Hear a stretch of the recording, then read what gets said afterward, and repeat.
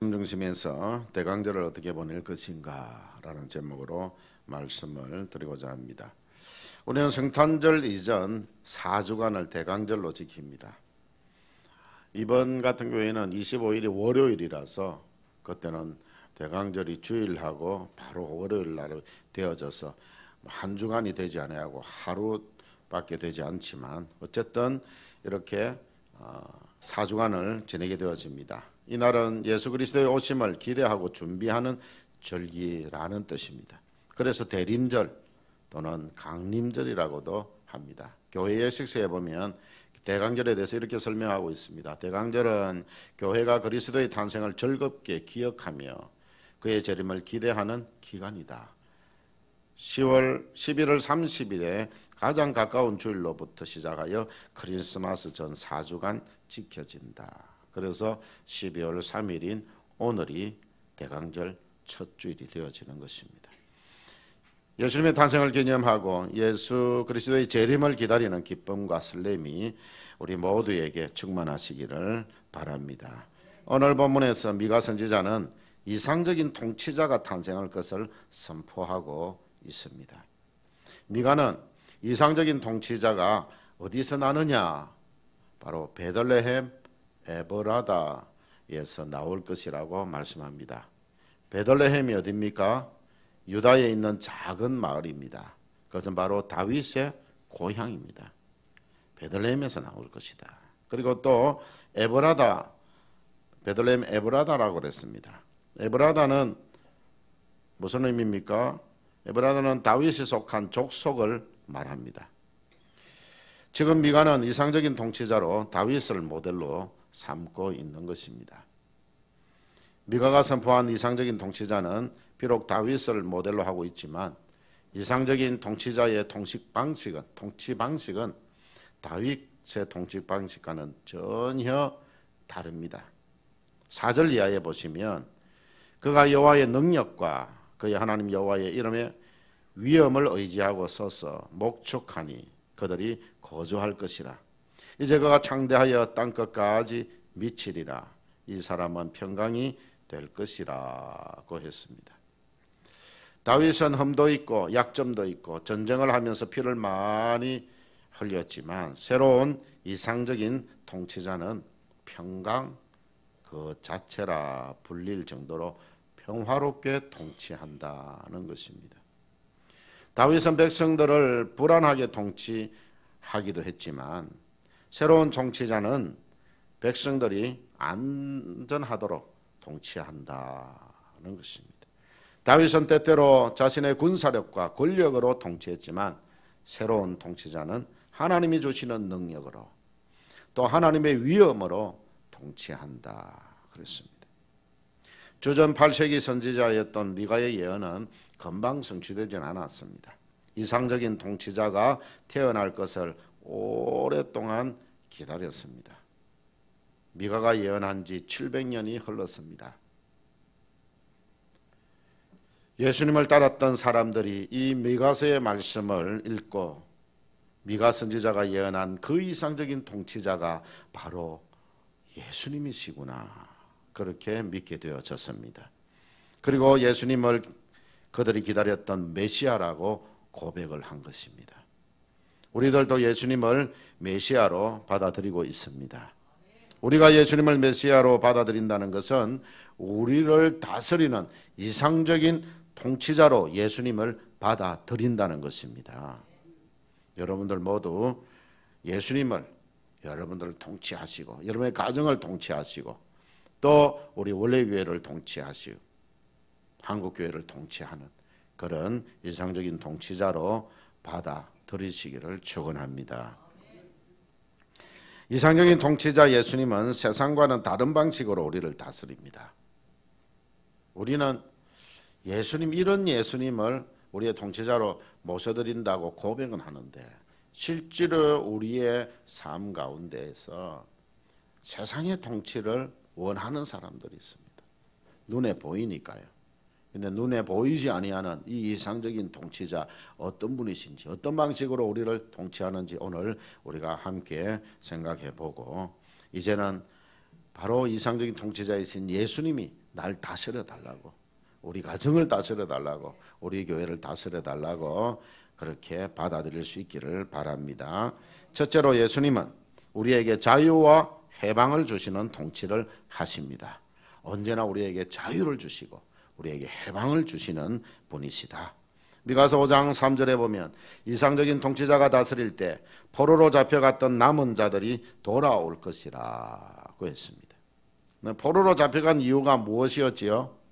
이스라엘 백성들이 바벨론의 포로로 잡혀간 이유가 무엇이었습니까? 죄 때문이었지요. 죄 때문이었습니다. 우상을 섬기고 하나님을 떠났던 바로 그 죄 때문이었습니다. 자, 그리고 포로에서 해방되었다, 포로에서 돌아왔다 하는 것은 또 어떤 의미입니까? 이상적인 통치자가 그 죄값을 치루었다, 그런 의미입니다. 그러니까 그 포로를 데리고 올 수 있는 거예요. 이 예언은 예수님께서 성취하셨습니다. 우리의 죄로 인해 우리는 죄로 인해서 사탄의 포로가 되었었지요. 이상적인 통치자 예수님은 십자가의 보혈로 그 죄값을 다 치르셨습니다. 그리고 우리에게 해방과 자유를 주셨습니다. 이 사실을 로마서 8장 1, 2절에서 이렇게 말씀하고 있습니다. 그러므로 이제 그리스도 예수 안에 있는 자에게는 결코 정죄함이 없나니 이는 그리스도 예수 안에 있는 생명의 성령의 법이 죄와 사망의 법에서 우리를 해방하였습니다. 우리를 해방하였다. 예수님은 모든 죄와 죽음의 법에서 자유와 해방을 주시는 이상적인 통치자라는 사실입니다. 예수님은 지금도 우리가 죄를 고백하면 용서해 주시고 죄에서 해방시켜 자유를 누리도록 하십니다. 아직도 우리가 자유롭지 못하고 있습니까? 그것은 죄에 빠져 있기 때문에 그렇습니다. 우리가 이 죄를 주님 앞에 고백하기만 하면 우리 주님은 그래, 이제는 이 죄 가운데 살지 마라, 다시는 이 죄 가운데 살지 마라, 그리고 우리를 용서해 주실 것입니다. 그리고 나면 우리의 마음속에 자유와 해방의 기쁨을 누리게 되어질 것이다. 그 어느 누가, 여러분 이런 하나님 앞에 고백하고 나도요, 좀 있으면은 그 사조의 은총을 받은 확신보다는 사탄이 주는 너 그래 살면 되겠나, 니 뭐 예수 믿는다고 그렇게밖에 못 사냐, 그렇게 자꾸 찌릅니다. 옛날에 그래 살지 않았느냐. 여러분 옛날에 그렇게 살았더라도 예수님이 용서해 주셨으면 다시는 그런 삶 속에 들어가지 마시고 그런 생각도 하지 마시기를 바랍니다. 왜냐하면 예수님께서 거절을 어떻게 하셨다고요? 예수님 생각지도 않으시겠다고 했어요. 동에서 먼 것 같이 그것을 던져버리시고 그리고 생각지도 하지 않겠다. 우리 주님이 생각하지 않겠다는데, 우리를 용서해 주신 주님이 생각지도 안 하겠다는데 내가 그것 가지고 고민하고 힘들어하고 그렇게 하는 것은 주님이 주시는 마음이 아니고 누가 주는 마음입니까? 사탄이 주는 마음이에요. 그런 마음 절대 가지지 마시고 이제는 여러분들이 자유를 누리면서 하나님 앞에서 말씀대로 살려고 힘써 노력하면 되는 것입니다. 오늘날 예수님의 이상적인 통치를 거부하는 많은 사람들은 죄와 죄책감 때문에 괴로워합니다. 그들은 우울증에 시달리면서 심리치료를 받고 상담치료를 받고 있습니다. 왜 그래야 할까요? 그것은 바로 죄 문제를 해결하지 못하고 살기 때문입니다. 심리치료를 받거나 상담치료를 받는 사람들은 담당 의사나 상담사를 100% 신뢰해야 효과를 봅니다. 그렇다면 여러분은 그 100%의 신뢰를 예수님께 드리시기를 바랍니다.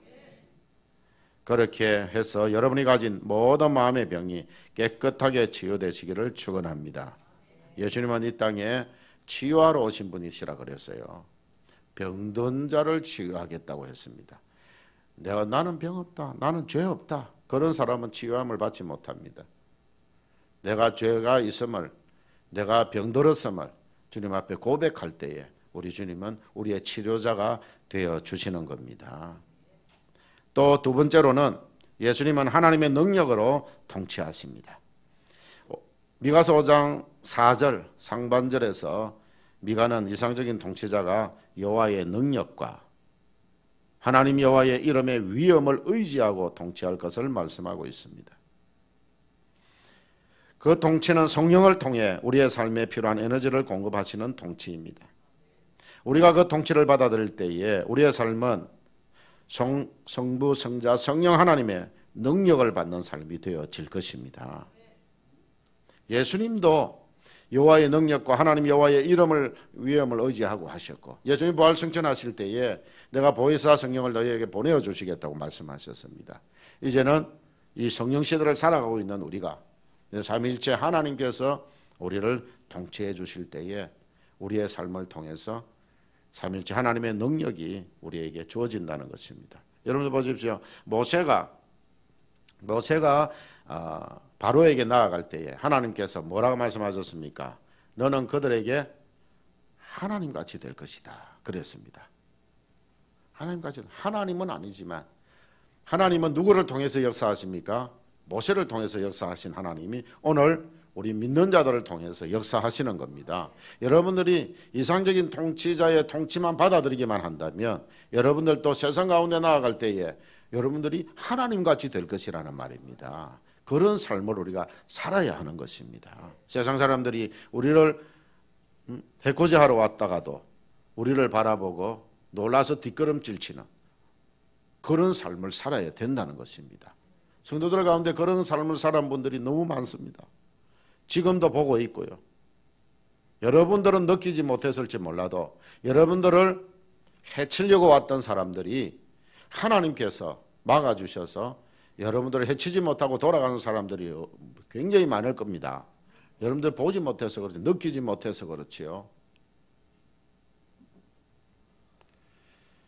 오늘 많은 통치자들은 자신의 이익을 위해서, 자신이 속한 집단을 위해서 약자를 착취하는 통치를 합니다. 그러나 이상적인 통치자 예수님은 공평하신 하나님, 의로우신 하나님의 능력으로 우리를 통치하시고 또한 우리를 보호하시는 것입니다. 그래서 우리가 하나님의 보호막으로 우리를 보호해 주는 거예요.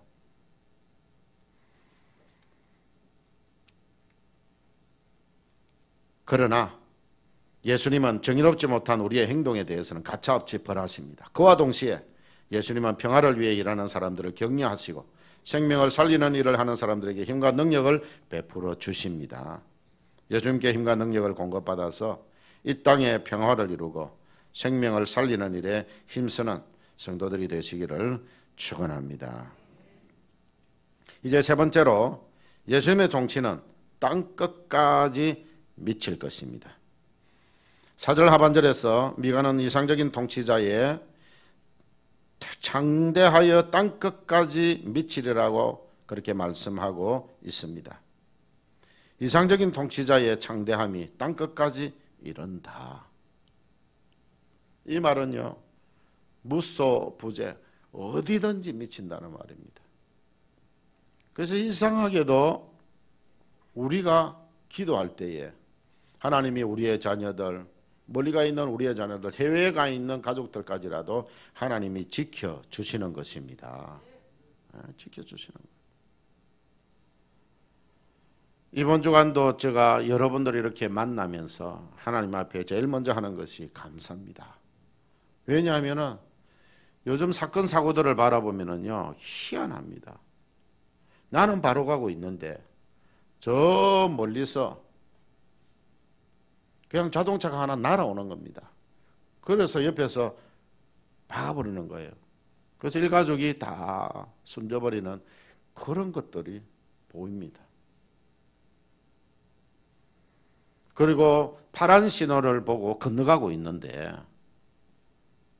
그냥 트럭 같은 것이 우회전을 하면서 그냥 와서 봐버리는 거예요.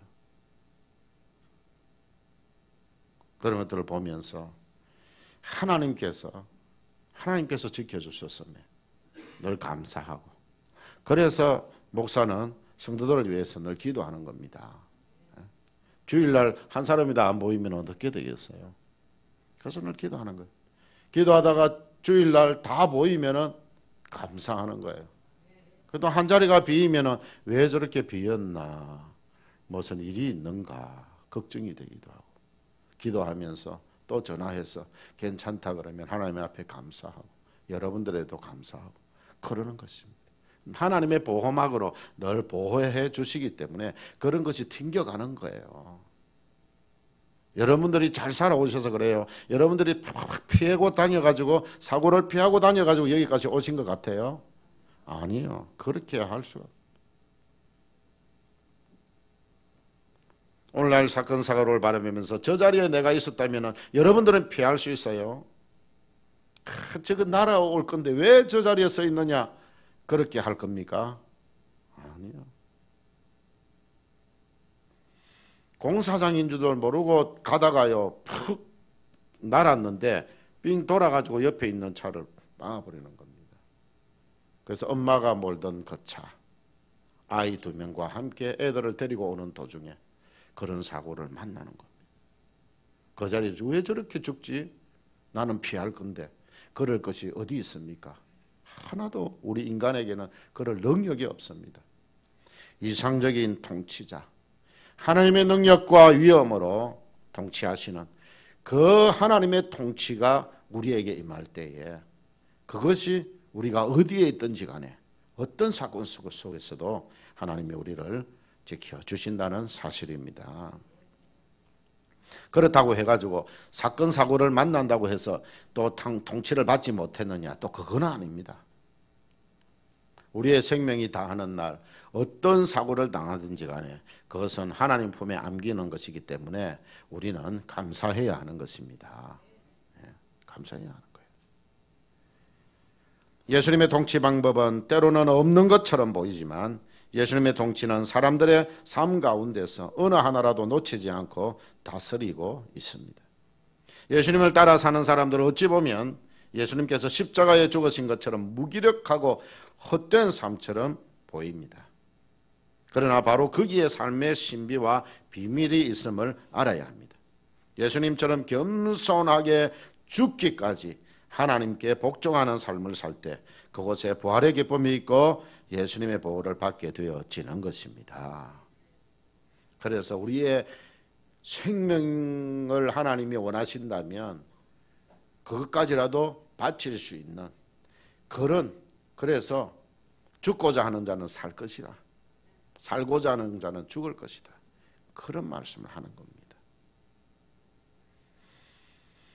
우리의 물질, 우리의 시간, 우리의 정력, 우리의 재능, 그 모든 것 주님이 원하신다면 어느 때라도 아멘하고 드릴 수 있는 사람은 하나님의 보호를 받을 수 있고 하나님의 그 모든 것을 소유할 수 있게 되어지는 것입니다. 우리가 스스로의 힘으로 창대하게 되려면 우리가 혐오하는 사람들처럼 기회주의자로 살고 겉모술수를 행하고 남을 짓밟으면서 살아야 할 것입니다. 그래야 할 것이에요. 지금도 아마 자기의 창대함을 위해서, 자기가 더 잘되게 하기 위해서 이 예배 시간에 참여하지 못한 사람들이 한국 교회 곳곳에 있을 것입니다.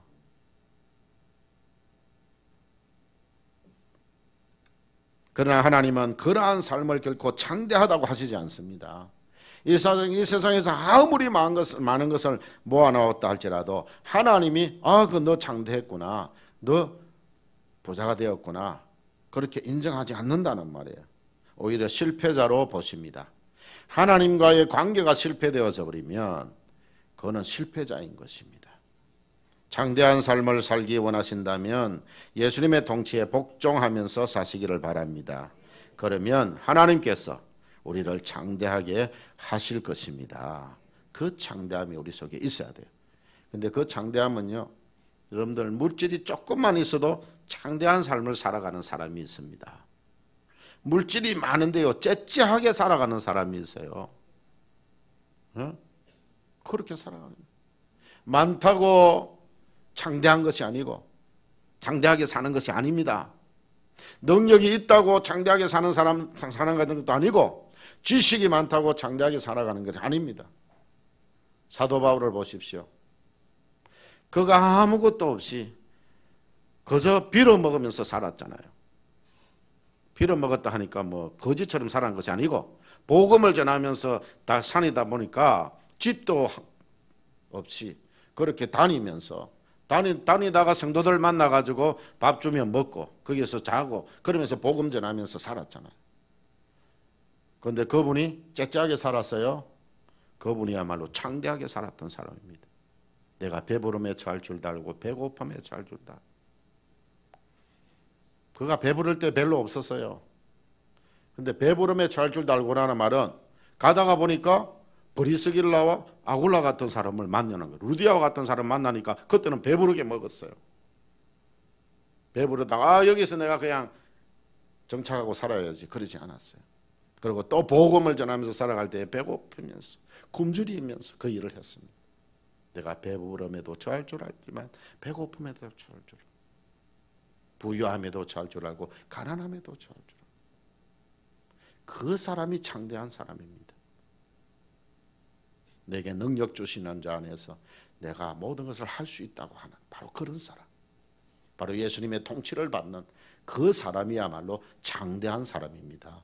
여러분들이 예수님의 통치를 받는다면 이제부터 여러분들은 창대한 삶을 살아가게 되어질 것입니다. 사랑하는 성도 여러분, 2017년도 성탄절이 다가옵니다. 여러분은 어떤 마음으로 성탄절을 기다리십니까? 예수님은 이상적인 통치자로서 죄악으로부터 우리를 해방시켜서 우리에게 자유를 주시고 능력을 주시고 창대한 삶을 살도록 하시기 위해서 이 땅에 오셨습니다. 그리고 5절에 보시면 이상적인 통치자는 우리의 평강이 될 것이라고 하셨습니다. 우리가 예수님의 통치를 받고 살 때 우리의 삶의 평강이 넘칠 것입니다. 이번 대강절을 보내면서 친히 우리 마음에 찾아오셔서 우리에게 자유를 주시고 우리에게 능력을 주시고 우리를 창대하게 하시고 우리에게 평강을 주신 이상적인 통치자 예수님을 마음에 모셔드리시기를 축원합니다. 그리고 이번 대강절을 보내면서 이 세상에 오셔서 우리를 가장 이상적인 나라 천국으로 인도하실 하늘나라 통치자이신 예수님의 재림을 또한 기대하시기를 축원합니다. 끝으로 가족과 이웃에게 평화를 선물하는 그런 대강절로 보내시기를 간절히 축원합니다. 기도하시겠습니다. 우리 아버지 하나님 고맙고 감사합니다.